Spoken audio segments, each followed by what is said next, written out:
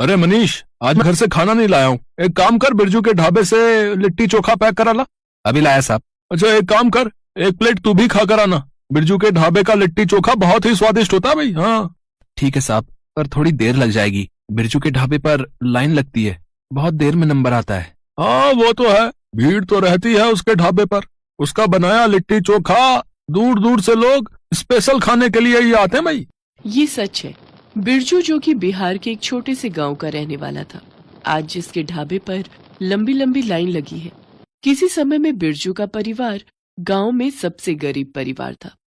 आज जिस बिरजू के पास अपना मकान और बढ़िया चलता हुआ ढाबा है, उस बिरजू के पास अपना घर भी नहीं था। एक छोटा सा किराए का कमरा था। देख बिरजू, अगर इस महीने घर का किराया नहीं दिया तो तू अपने बीवी बच्चों को लेकर कहीं और रहने का बंदोबस्त कर लेना। लाला जी, इस महीने तो बहुत मुश्किल है, कोई भी काम नहीं मिल रहा, बहुत परेशानी है।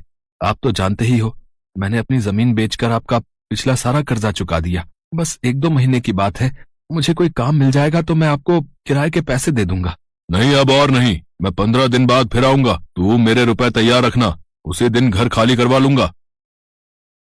अब क्या करूं, 15 दिन में इतने सारे रुपए कहाँ से लाऊंगा? कुछ तो सोचना ही पड़ेगा। मैं लाला को अच्छे से जानती हूँ, वो हमें घर से बाहर निकाल देगा अगर तुमने उसे किराया नहीं दिया। कुछ तो करो जी, अपने दोनों बच्चों को लेकर हम कहाँ जाएंगे? तू चिंता मत कर शांति, सब ठीक हो जाएगा। मैं कल सुबह ही बस से महेश के पास मुंबई चला जाता हूँ। महेश कोई ना कोई काम मुझे दिलवाई देगा, और जैसे ही काम सेट होगा मैं लौट आऊंगा। तब तक देखता हूँ, उससे कुछ रुपए उधार ले लूंगा, फिर उसे चुका दूंगा। तुम मेरे 1-2 जोड़ी कपड़े झोले में डाल दे, सुबह तड़के बस निकलती है, मुझे जल्दी उठना होगा। बिरजू का दोस्त महेश मुंबई में एक कपड़ा मिल में नौकरी करता था। बिरजू जैसे तैसे कुछ रुपए उधार लेकर मुंबई की टिकट खरीदकर अपने दोस्त महेश के पास मुंबई पहुंचता है।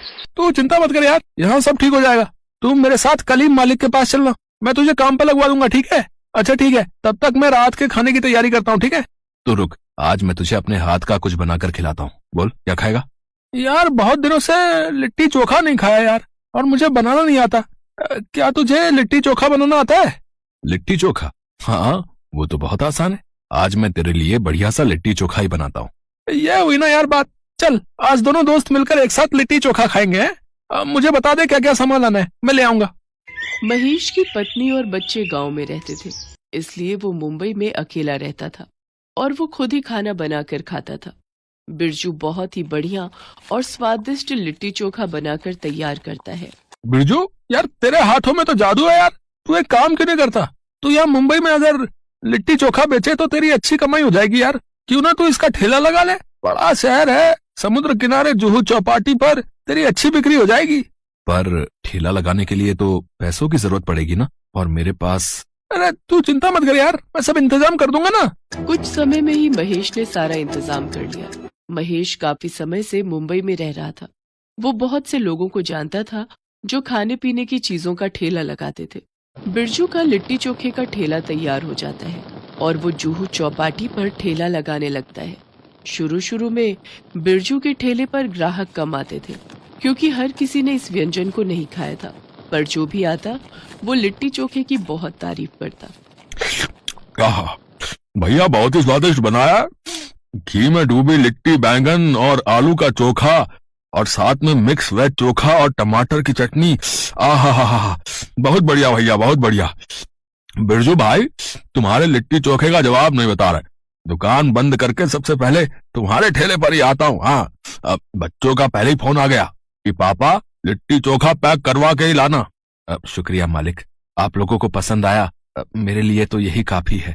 महेश ने भी काम छोड़ दिया था, क्योंकि बिरजू अकेला ठेले को नहीं संभाल पाता था। अब बिरजू और महेश दोनों मिलकर ठेले को चलाते थे। महेश ने अपने दोस्त बिरजू की बहुत मदद की थी, और महेश भी जानता था कि बिरजू के हुनर की वजह से ही आज वो भी अच्छे पैसे कमा पा रहा है। बिरजू ने किराए के पैसे मनी ऑर्डर कर दिए थे। कुछ समय तक बिरजू मेहनत से काम करता रहा। जब उसने अच्छे पैसे कमा लिए तो एक दिन बिरजू और महेश ने मिलकर अपना ढाबा खोल लिया। बिरजू को गांव से आए 1 साल होने वाला था। महेश, अब तो हमारा काम अच्छा चल गया है, क्यों ना हम अपने परिवार को यहीं बुला ले। बीवी बच्चे कब तक गांव में रहेंगे? यहाँ शहर में रहेंगे तो बच्चों को स्कूल में पढ़ा लिखा देंगे। तू ठीक कह रहा है यार बिरजू, बहुत समय से उनसे मिले भी नहीं है, कल ही उनके टिकट करवा देते हैं। बिरजू और महेश अपने अपने परिवार मुंबई बुला लेते हैं। बिरजू और महेश के बच्चों को सरकारी स्कूल में दाखिला मिल जाता है और धीरे धीरे उनका काम और अच्छा चलने लगता है। आज बिरजू को लिट्टी चोखे का ठेला लगाते हुए 3 साल बीत चुके हैं। बिरजू और महेश दोनों के पास भले ही एक एक कमरे का मकान है, पर अपना है। दोनों मेहनत करके ढाबे पर अच्छी कमाई कर लेते हैं। ढाबे पर हर तरह का खाना मिलता है, पर सबसे ज्यादा लिट्टी चोखा मशहूर है।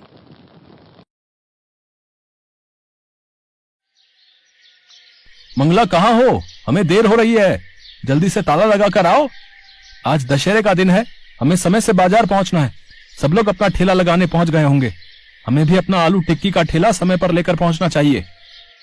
अरे आ गई, बस चलो, मुझे भी पता है आज दशहरे का मेला है, तो हमें समय पर पहुंचना है। भगवान की कृपा से दशहरे के मौके पर अच्छी कमाई हो जाए, फिर हम इस साल अपने घर की छत को पक्का करवा लेंगे। मंगला बेफिक्र रहो, आज हमने अच्छा खासा सामान तैयार किया है, हमारी अच्छी बिक्री हो जाएगी। अब जल्दी जल्दी बाजार पहुंचते हैं। गोकुल और मंगला दोनों आलू टिक्की का ठेला लगाते थे। टिक्की में मसाला मिलाने का काम मंगला ही करती थी, बाकी दोनों मिलकर ही ठेले पर काम करते थे। मंगला के हाथ में न जाने ऐसा क्या जादू था कि वो टिक्की का मसाला बहुत ही स्वादिष्ट बनाती थी। लोग गोकुल के ठेले की आलू की टिक्की बहुत पसंद करते थे और उनकी अच्छी कमाई हो जाती थी। आज दशहरे का दिन था और ठेले पर ग्राहकों की भीड़ लगी हुई थी। मंगला टिक्की का मसाला इतना स्वादिष्ट बनाकर लाई थी कि लोग स्वाद ले लेकर आलू की टिक्की खा रहे थे। मंगला सचमुच तुम मेरे लिए बिल्कुल लक्ष्मी का रूप हो, तुम्हारे हाथों में तो अन्नपूर्णा का वास है। तुम आलू टिक्की में जो मसाला मिलाती हो वो आज तक मुझे समझ में नहीं आया। मैं जितनी मर्जी कोशिश कर लूं, मैं वो मसाला मिला ही नहीं पाता। अब इतनी भी तारीफ मत करो, नहीं तो मेरी शुगर बढ़ जाएगी। चलो, आज तो हमारी अच्छी कमाई हो गई। अब जल्दी से कल मजदूर को बुलाकर छत पक्की करवा लेते हैं। ठीक है, मैं कल ही मजदूर को पकड़ लाऊंगा। अगले दिन गोकुल सुबह सुबह मजदूर को लेने चला जाता है। गोकुल साइकिल पर था और पुल पार कर रहा था। अचानक उसकी नजर पुल पर खड़ी एक लड़की पर पड़ती है जो पुल से नदी में कूदने वाली थी। वो खुद अपनी साइकिल छोड़कर उस लड़की की ओर भागता है और उस लड़की का हाथ पकड़ लेता है। रुको, ये तुम क्या करने वाली थी? छोड़ दो मुझे मर जाने दो। मुझे क्यों बचाया? पर तुम आत्महत्या क्यों कर रही हो? मेरे चाचा मुझे एक बदमाश को बेच रहे थे, इसलिए मैं आत्महत्या करना चाहती हूँ।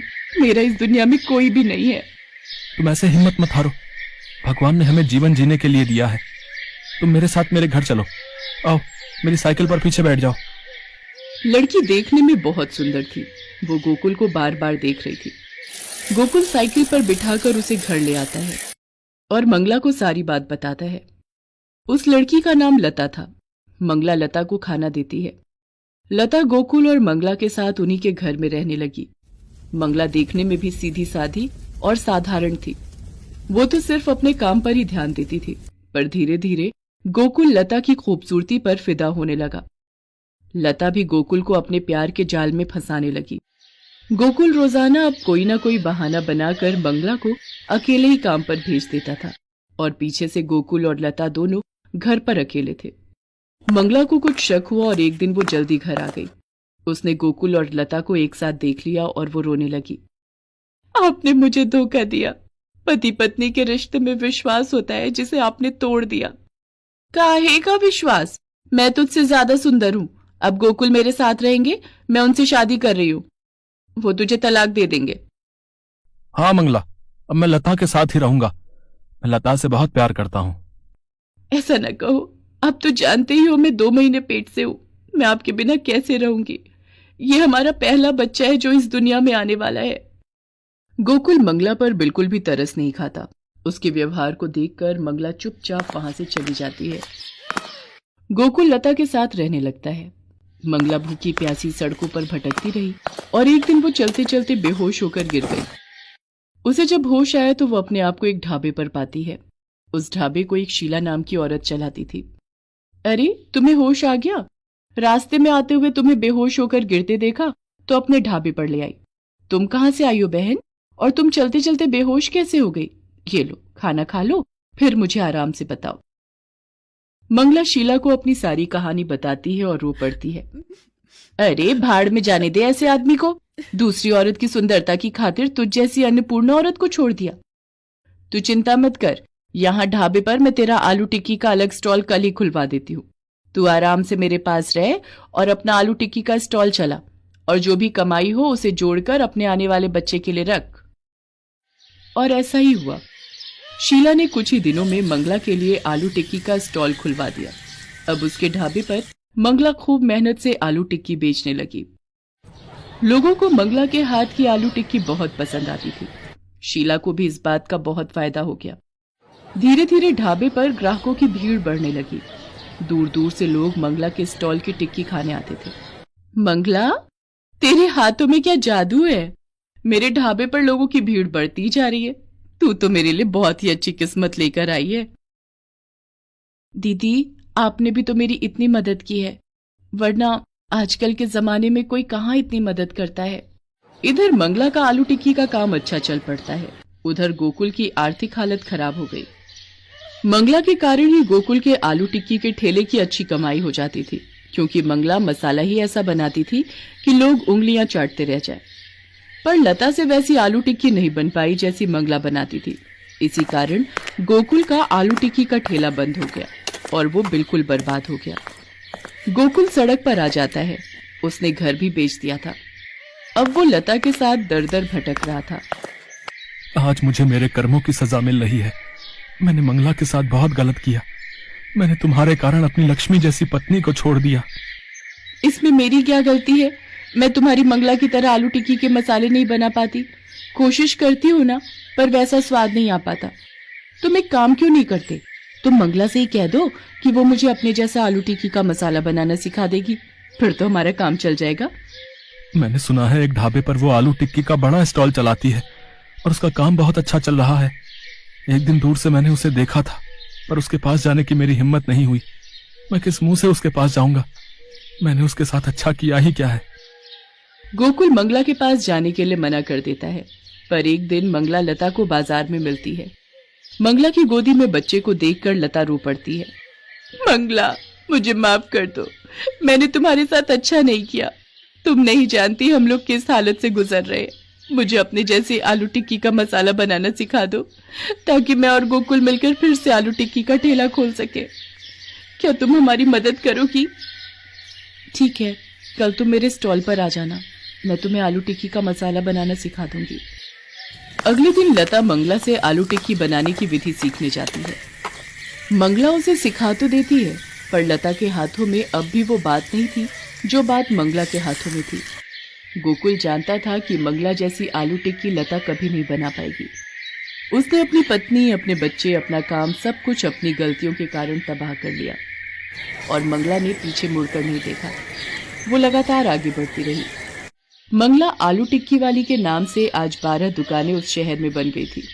मंगला आलू टिक्की वाली के नाम को लेकर लोग बहुत कमाई कर रहे थे। लोग मंगला का इंटरव्यू लेने आते थे, जिसमें बोलते बोलते मंगला की आंखों में आज भी आंसू आ जाते थे। पर अपने बच्चे की किलकारी सुनकर वो हंस देती थी, क्योंकि उसको जीना था अपने बच्चे के लिए।